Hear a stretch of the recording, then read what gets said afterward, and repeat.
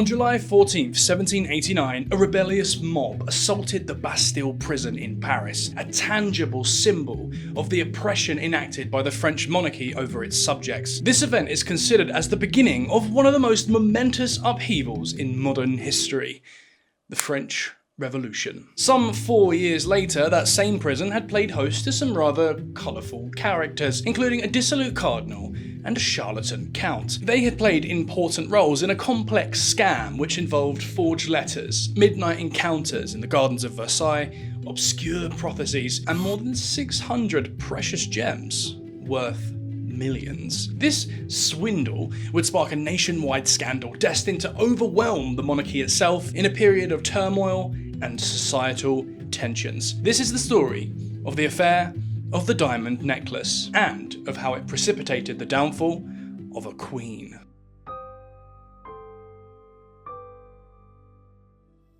As the name of this affair suggests, it all started with a necklace, which may as well be considered one of the main characters of the tragicomic charade that followed. In 1772, King Louis XV of France wished to regale his favourite mistress with an extravagant gift, one to eclipse any richness or work of art she had ever laid her eyes on. The lucky lady was Jeanne du Barry, a beautiful, lively, intelligent, powerful woman, and 33 years younger than the king. Oh, and she was also widely despised by everyone at court. The king approached two of the best jewellers in Paris, asking them to produce a dazzling piece, a necklace of unmatched beauty and richness. The two men in question were German-born Karl August Boehmer and his associate Paul Bassange, endowed with a passion for diamonds, extreme attention to detail, and unparalleled patience. In fact, it took them 6 years to source 674 of the largest and purest diamonds available in Europe, totaling a whopping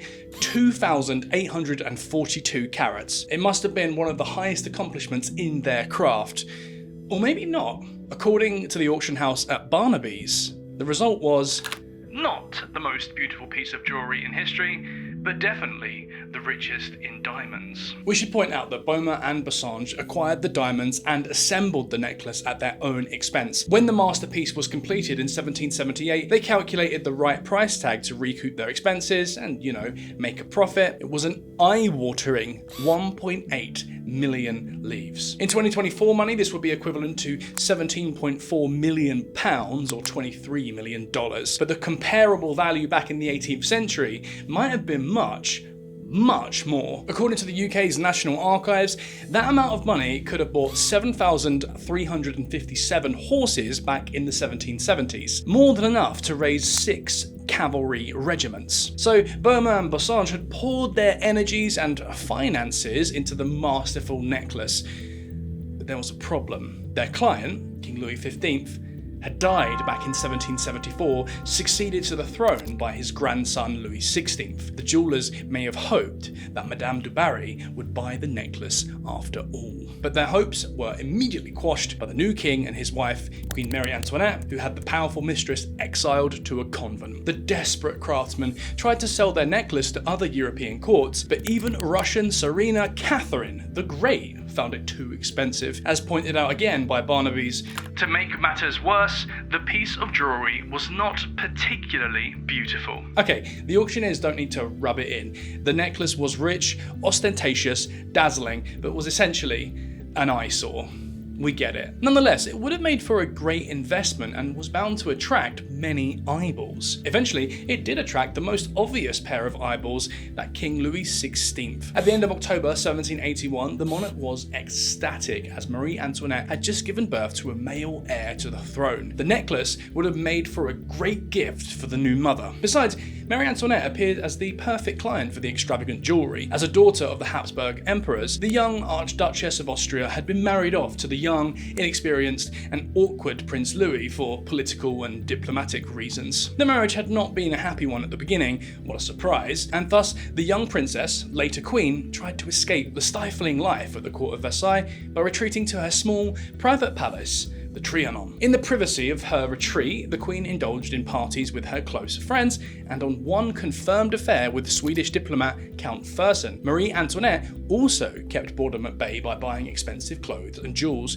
which contributed to her reputation as an irresponsible spendthrift. This was the least of her worries though, because since her arrival at court, she had been accused of being an Austrian spy, of exerting a wicked influence over the king, but most of all, being a devious, nymphomaniac adulterer. As early as the late 1770s, the Queen's reputation had been publicly besmirched in clandestine pornographic pamphlets known as libelles. One of the most widely circulated pamphlets was the historical essays on the life of Marie Antoinette of Austria, first published in 1783. The anonymous author compared the Queen to Madame du Barry, suggesting that they both indulged in nighttime orgies in the gardens of Versailles.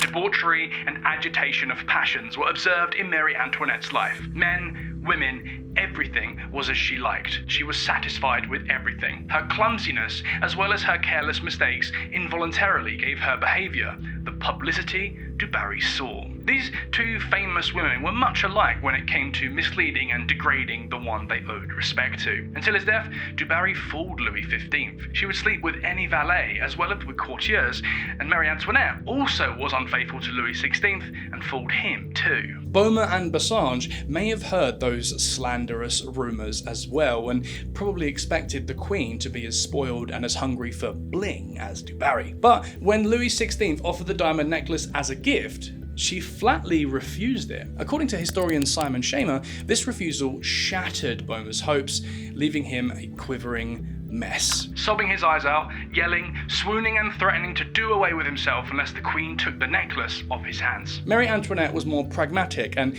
level-headed than portrayed by the libelles, and once again refused the gift, claiming that the French crown had more need for 74s than of necklaces. To clarify, a 74 was a type of naval vessel carrying 74 guns, and the Queen's comparison was not off the mark. The price of the necklace, 1.8 million French livres, at the time equated to approximately £77,000. Some years later, in 1765, the British Navy had launched the HMS Victory at a cost of £63,000. The Queen had another piece of practical advice for the German jeweller. Why not break up the necklace and sell the diamonds separately to recoup the costs? Beaumont and Bassange should have heeded the Queen's advice, but instead decided to keep the necklace, still hoping for another buyer to come along. As per the monarchs, they completely forgot about the jewel. From their perspective, it was not their problem any longer. But history would prove them wrong. Now that we've introduced the necklace, it's time to introduce the other colourful characters of the story. Starting with a celebrity at the time, Italian Count Alessandro di Cagliostro. The twists and turns in this man's life would deserve a 45-minute video, but here are the basics. First of all, his real name was not Alessandro. There was no such thing as the County of Cagliostro, and in any case, he was not a count. His real name was Giuseppe Balsamo, born in Rome in 1743 into a middle-class family. After becoming a proficient forger, he toured Europe's capitals with his wife Lorenza, posing first as a marquess, then settling on the persona of the Count of Cagliostro. Wherever he went, he dazzled audiences with his alleged supernatural abilities. He had healing powers, he could see the future, and he could turn plain metals into gold. But he couldn't. What he could do very well, though, was exploiting his Freemason friends to infiltrate the cream of society, unsheath his natural charisma, and then con, scam, and swindle to his heart's content. Not everyone would be fooled by this serial grifter, though. In 1780, he was expelled from Russia, and after touring Warsaw and Strasbourg, Cagliostro and his wife Lorenza eventually landed in Paris in 1785. Here, the fake count cast his net to lure new, high-ranking acquaintances. The richer and the more gullible, the better. One man in particular fell perfectly into this profile, Cardinal Louis-René Edouard de Rohan-Guimen. That was a mouthful, so let's just call him Rohan from now onwards. Cardinal Rohan had previously served as French ambassador in Vienna, building a reputation as a dissolute womanizer. Empress Maria Theresa, mother of Marie Antoinette, described him as a dreadful type, without morals. When Rohan returned to France, he angled for a position as one of the king's top ministers, but found himself excluded from the Versailles inner circle. You see, Marie Antoinette shared her mum's view about the frolicking cardinal, and thus kept him at arm's length from the king. Rohan desperately wanted to get into the good graces of the monarchs, and confided his woes to his on-off mistress, master schemer, Jeanne de la Motte. Jeanne was a direct descendant of one Henry de Saint-Remy, himself an illegitimate son to King Henry II of Valois. Thus, Jeanne could boast that royal blood flowed in her veins, and would style herself as a countess. But in practical terms, her family of origin were skin, and to add insult to injury, she had become an orphan at a very young age. Nonetheless, the resourceful Jeanne charged at life head on. By 1780, now aged 24, Jeanne was doing quite well for herself. She'd found a husband, Officer Nicolas de la Motte, and a patron, the Countess of Provence, who provided her with a modest pension. Jeanne, however, wanted to live in style, and her debts soon started piling up. She figured that she could improve her standing by entering the Queen's inner circle of trusted friends, but Marie Antoinette would not pay attention to her. Jeanne then did the next best thing. She started spreading the rumour that she was, in fact, a close confidant of the Queen. By 1784, Jeanne had started gallivanting with the Cardinal Rohan, and would later become friends also with the pretend Count Cagliostro. At the time, she had also acquired a permanent lover, one Routeau de Villers, occupation, pimp, and forger. Jeanne, her husband Nicolas, and paramour Villette lived merrily together in the same house, by the way. Jeanne had initially seen her friendship/affair with the cardinal as a necessary step to get in the Queen's good graces, but had soon realised that Rohan was as desperate as her to become besties with the Queen. That's when Jeanne, probably with the complicity of her hubby and her side boy, started concocting a plan. How could she exploit Rohan's weakness to her advantage? Jeanne convinced Cardinal Rohan that she was very close to the Queen and could help him reconcile with her. Madame de la Motte even had proof of the royal friendship, several letters from the Queen herself, signed Marie Antoinette de France. A supposedly skilled diplomat like Cardinal should have smelled a rat there. No French royal would have styled themselves as de France in their correspondence. They would have simply used their first name, and yet he failed to spot that the letters had been forged. Nonetheless, the ruse worked. Jeanne and her accomplices had found their dupe and already set their sights on their prize, the yet unsold necklace by Boehmer and Bassange. The first phase of Jeanne's plan was to convince the Cardinal that he would be dealing with the Queen herself. To this end, Jeanne arranged a midnight rendezvous between Rohan and the Queen to take place on August 10th, 1784, at the Grove of Venus in the gardens of Versailles. With the utmost discretion and protected by darkness, the Cardinal walked to the grove. Then, at midnight, his heart pounded faster as the figure of the Queen emerged from the shadows. Marie Antoinette's face was partially covered in a headdress, but the Cardinal's attention was drawn to a rose she held in her hand. The Queen then handed the flower to Rohan, uttering the words, "You may now hope that the past will be forgotten." And just like that, the spectral figure of Marie Antoinette returned to the shadows. Rohan was bursting with joy and gratitude for his benefactor, Jeanne de la Motte. But, unbeknownst to him, on that fateful night, he had not encountered the Queen of France. The figure shrouded in darkness was just a lookalike. She was in fact a Parisian sex worker called Nicole de Liva, recruited with Cagliostro's help, who bore a striking resemblance to Marie Antoinette. The gullible Cardinal had fallen for the ploy, and the de la Mottes set about fleecing him. Jeanne asked Rohan for large sums of money, claiming they were destined to the Queen's favourite charities. The Cardinal happily complied, unaware that he was only lining the con woman's pockets. Now that the dissolute prelate was wrapped around her little finger, Jeanne unleashed phase 2 of her plan. A new letter from the Queen appeared, once again, signed Marie Antoinette de France, and obviously formed by Gillette. The letter stated that the Queen was desperate to buy a certain necklace, but didn't want to do so publicly. The Crown, and France for that matter, were nearly bankrupt at the time, their coffers drained by years of bad harvests, mismanagement, and Louis XVI's involvement in the American Revolutionary War. So Marie Antoinette was kindly asking Rohan to act as a go-between and conduct the purchase on her behalf. The cardinal was instructed to negotiate a payment in 4 installments and to send the necklace to Versailles. The cardinal initially was reluctant, but Cagliostro stepped in. The fake magician count enlisted with the help of a young boy with alleged prophetic powers who had predicted a future of wealth and happiness for Rohan should he follow the Queen's instructions. This ridiculous charade worked a treat, as Beaumont and Bassange would later declare, "On the 24th of January 1785, the Cardinal of Rohan came to our store and asked us to show him various jewels. We took advantage of this opportunity to show him a big diamond necklace. This prince, the Cardinal, told us he had heard about this jewel, and that he had come because he was given the responsibility of checking the price." The two jewel makers, desperate to sell their piece, agreed on a discounted price of 1.6 million livres. "We were determined to sell the necklace and told him that we would be very happy that Her Majesty the Queen wear the jewel." On February 1st, the Cardinal summoned the jewellers to his house and showed them a written statement from the Queen accepting the terms of purchase. Once again, it was signed Marie Antoinette de France. The master jewellers handed over the diamond necklace to Rohan without asking for an advance, trusting that the Queen would soon settle the first instalment. Some days later, Villette showed up at the Cardinal's place. We should specify now that Rohan had never met Villette before. The latter introduced himself as a courier of the royal court, picked up the necklace, and trotted off to Jean's house. Once there, the two con artists disassembled the jewel and removed all 674 diamonds. Jean's husband, Nicholas, then took the gems to London, where he sold them separately. The yield of this criminal enterprise is not known, but it must have been in the range of tens of thousands of pounds at the time. Phase 2 of the plan had concluded without a flaw.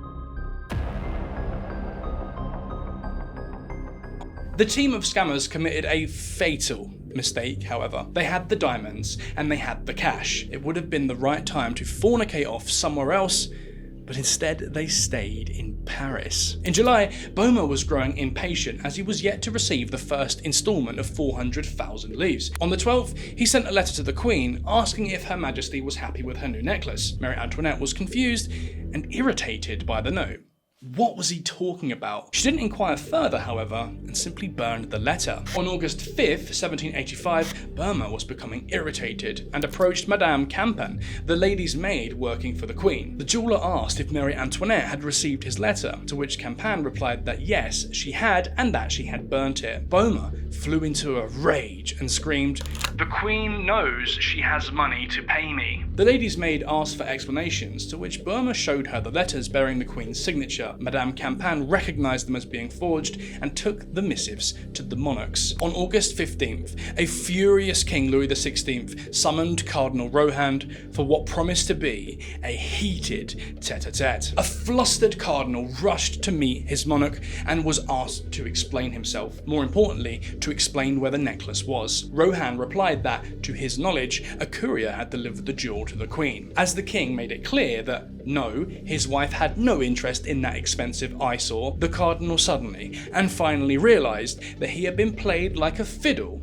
by Jeanne and her acolytes. The prelate confessed that he had acted following written instructions presented to him by Countess de Lemont. He had been a fool, sure, but all he wanted to do was please his queen. The confession infuriated the king even further, and the entire affair implied that his wife was the sort of person who would meet a notoriously libertine cardinal at night, and of all places, in a garden named after the goddess of love. And there was something else. How could a former diplomat such as Rohan be fooled by those signatures? No monarch would caption her signature with a de France. That was against all protocol. This detail aroused the king's suspicions, and he became convinced that Rohan had been a willing accomplice to the entire scam. Flying into a rage, Louis had Rohan immediately arrested and taken to the Bastille prison. This proved to be a bad move, because Rohan's lawyer would later describe the poor cardinal as languishing in the irons of the Bastille. But in truth, He had been accommodated into a private apartment outside the prison walls, where he spent 9 cosy months in the company of his friends. Nonetheless, the general public had a distorted view of the event and perceived the cardinal as a godly man, unjustly incarcerated in the Parisian hellhole by an absolutist, despotic king and his capricious wife. Louis committed a second mistake too. He instructed the Parliament of Paris to conduct the inquiry. To clarify, despite its name, this institution was not a legislative assembly, but rather a tribunal. This court was rife with members of the aristocracy in open opposition to the king and his Minister of Finance Calonne, guilty of instituting heavy taxes on the richest members of society. The Parliament would thus seize the occasion of the upcoming trial to smear the monarchy and weaken the government. But before the trial, Louis needed to secure some arrests, and he unleashed the Parisian chief of police, Louis Theroux de Crozon. His officers quickly seized Jeanne de la Motte and her lover Villette, then they arrested the Queen's lookalike, Nicole d'Oliva, and finally Cagliostro. Only Jeanne's husband escaped capture as he was still in London. Now, Cagliostro's role in the entire affair was marginal at best, but Jeanne promptly accused him of having plotted the entire scam. Decades after the event, French monarchist circles would still blame the Count of Cagliostro for the affair, ascribing to him sinister and wide-ranging conspiracies. For example, in 1910, author Louis Daste published his work Marie Antoinette and the Freemasons' Plot, in which he claimed that Cagliostro, acting on behalf of the Masonic Lodge, had orchestrated the scam as part of a complex plot to discredit the Queen and the French monarchy. The end goal of Cagliostro's alleged conspiracy was not to get away with some easy cash, but to bring about the downfall of all European monarchies and eventually the Catholic Church. Pretty ambitious.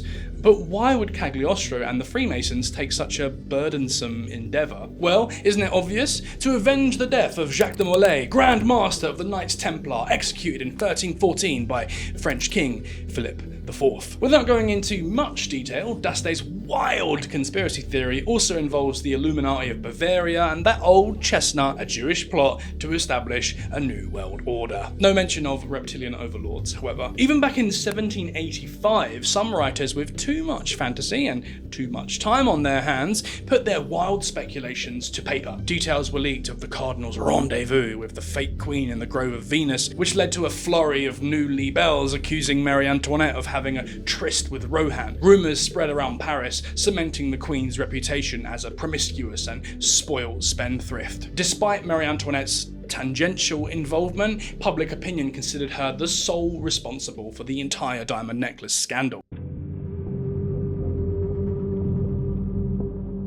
On May 31st, 1786, the Parliament of Paris held the trial of the decade. As mentioned earlier, the court was dead set on humiliating the monarchs, and thus showed great leniency towards most of the defendants. Rohan's defence lawyer argued that the cardinal was guilty only of having been too trusting and too gullible. He had been a victim as much as the jewellers. The Parliament acquitted him, but asked him to seek the king's pardon. After all, he had attempted to meet the Queen in a clandestine fashion. The king was pressed into granting such a pardon, but demanded that Rohan be exiled to an abbey in southern France. Apparently, the Queen was disappointed by the acquittal, but as the cardinal was cheered as a victor by the Parisian crowds, she could do nothing but acquiesce. Next, it was Cagliostro's turn. Arguably, he held some level of responsibility, having been an accomplice to Jeanne de la Motte's machinations, and certainly more than Rohan's, but Cagliostro was a master manipulator and orator, and staged a vigorous defence. In front of the assembly, he thundered, "I belong to no era, and to no place. I am nothing but a noble wanderer. I am Cagliostro." Somehow, his speech granted him an acquittal too, and he was hailed in triumph by an ecstatic crowd. The court then examined Nicole d'Oliva, the Queen's lookalike. She already enjoyed a great deal of sympathy amongst the court, as she had delivered an illegitimate baby while in custody. Moreover, during the hearing, she answered all questions while sobbing desperately, a fact which clearly softened the hearts of the magistrates. D'Oliva's crime would be considered rather serious. She had willingly impersonated the Queen of France France after all, but she was granted an exceptional degree of leniency and her case too concluded with an acquittal. The Parliament, however, could not display similar clemency towards the three main culprits. Routot de Villers was found guilty of having forged those famous letters with the blatantly fake signature and was banished from the kingdom. Nicolas de la Motte, still in London, was sentenced in absentia to serve as a forced rower on a galley. And finally, Jeanne de la Motte, the architect of the scandal. Obviously, she was found guilty and condemned to a gruesome fate. The Countess was handed over to the royal executioner, who stripped her naked in public, whipped her, and finally branded her with a red-hot iron, imprinting the letter V on her breast, the V being the initial for velours or fief in French. Then Jeanne was incarcerated in the Salpêtrière, an infamous Parisian prison for female inmates. The walls of the prison could not hold back the resourceful Jeanne, and 2 years later she managed to escape disguised as a boy. The Countess then made her way to London, where she set about to rebuild her reputation by writing her memoirs, published in 1789. But there would be no joy in Jeanne's future. 2 years later, in August 1791, her mangled body was found lying on a London street under the window of her hotel. Apparently, she had fallen to death while escaping from debt collectors.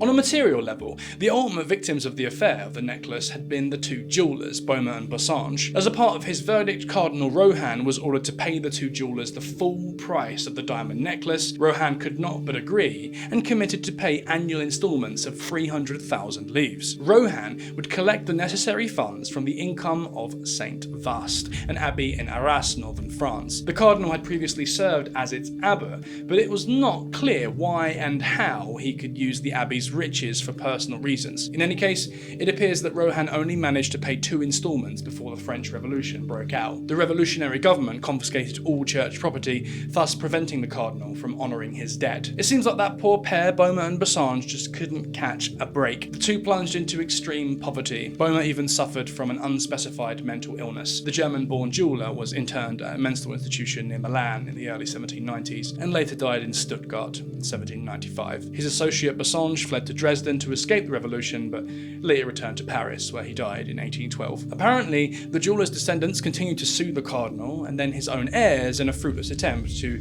collect their debt. Besides the two jewellers, the scandal had severely damaged another set of victims: the reputation of Queen Marie Antoinette and the French monarchy as a whole. Sure, the king and queen had much to be blamed for, but they had contributed to France's failing finances with poor political decisions, extravagant spending, and failure to enact much needed reforms. But in this specific case, Marie Antoinette had been involved against her will by a conspiracy of scammers, and the king, despite his errors of judgment, had simply sought to enact justice, as was his duty. Nonetheless, the salacious ingredients, from the libertine cardinal to the disguised sex worker in the Grove of Venus, had provided much fuel to the indefatigable writers of libels. Moreover, the Queen's disappointment at Rohan's acquittal had convinced the public that she had conceived the trial as a sort of personal vendetta against the cardinal. Parisians also disapproved of the harsh treatment inflicted on Jeanne de la Motte. In their eyes, the con artist was the victim of a poor, desperate woman, fallen under the machinations of an evil queen, out of touch with the plight